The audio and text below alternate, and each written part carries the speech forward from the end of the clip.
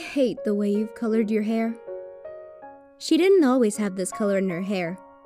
Even back when we were 11 years old, she has always had the most beautiful golden blonde hair. I was lucky enough to meet her one day as I was riding my bicycle down our road. As I rode by 2nd Street, I saw her with her head down. She was in a dirty white shirt, sitting on the curb with her hair over her face, and she appeared to be crying. I stopped.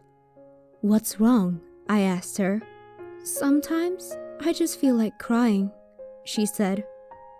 I showed her I could do a wheelie with my bicycle, and for a split moment, I saw a smile creep across her face, and we've been inseparable ever since.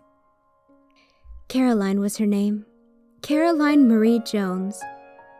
Every day after school, I'd make my way to 2nd Street to find Caroline, and I'd always find her waiting for me. We would play and trade our Pokemon cards, and sometimes go out in the woods behind her house and play. She made every day after school seem like the first day of summer break. It wasn't until we started going to the same high school together that I started realizing maybe I had feelings for Caroline.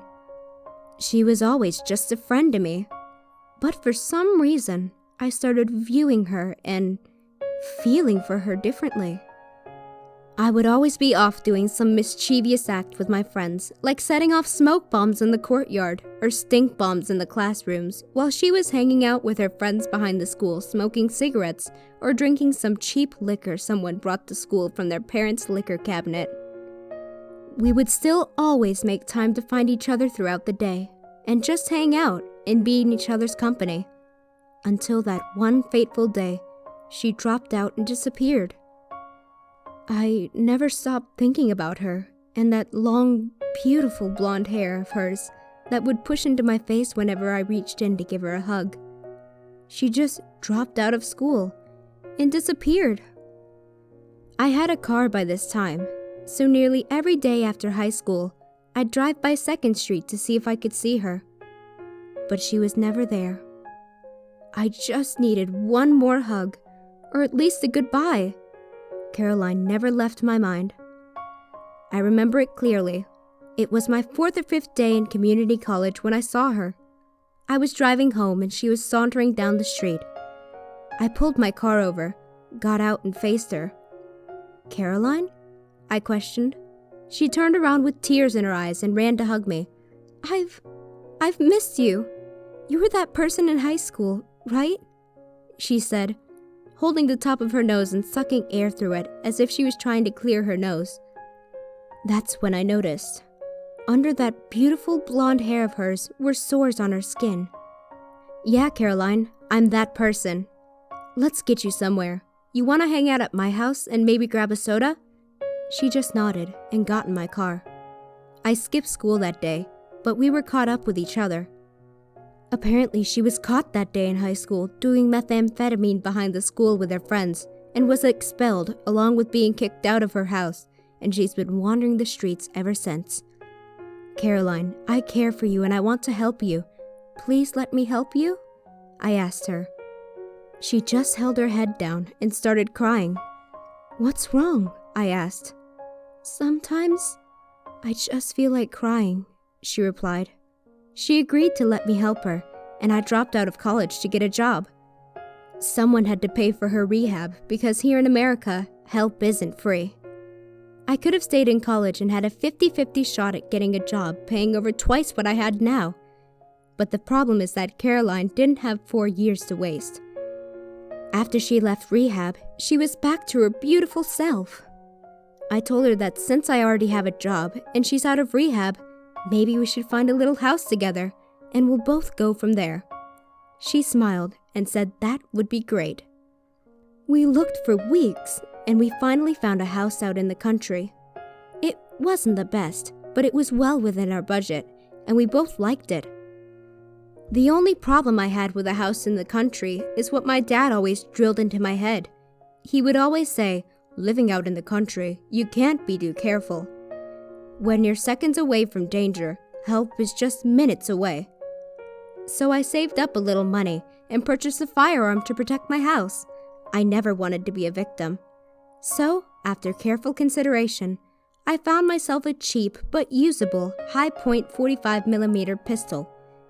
It was ugly, but if someone ever broke in, it would be there waiting to help me in my dresser drawer. After coming home with the pistol, Caroline was enthused with it. "You actually expect us to have stuff that robbers would want to break in and get?" She laughed. "How are you going to protect the stuff you don't have?" she said, and I just laughed with her. "Eventually, we'll make this house a home. Just you wait and see." Living with her and working at my dead-end job, 2 years just melted off the calendar, and throughout it all, I saw Caroline's smile fade faster and faster. I did everything I knew to make her happy, but sometimes you just can't win the audience. One day, with tears in her eyes, she admitted to me, "I think there's just something wrong with me." Throughout these 2 years, we've had birthdays and holidays together. We've partied hard, and we've worked harder.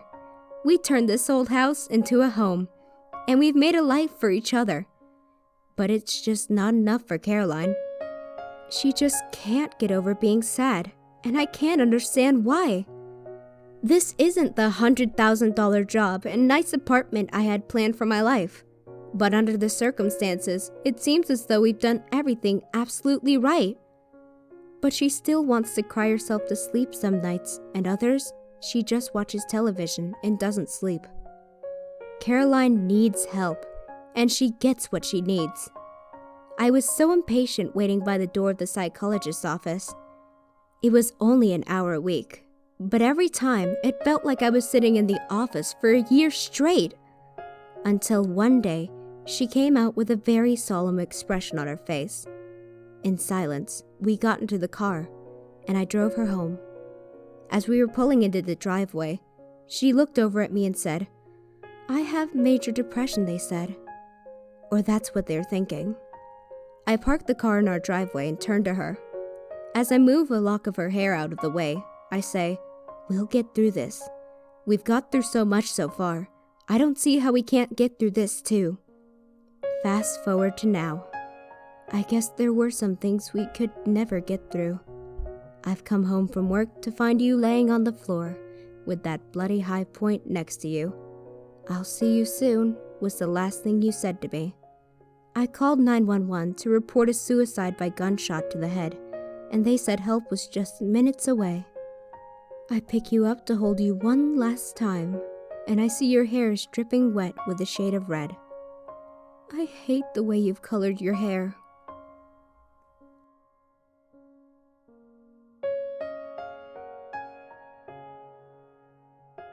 Consider subscribing to my channel for more audio stories.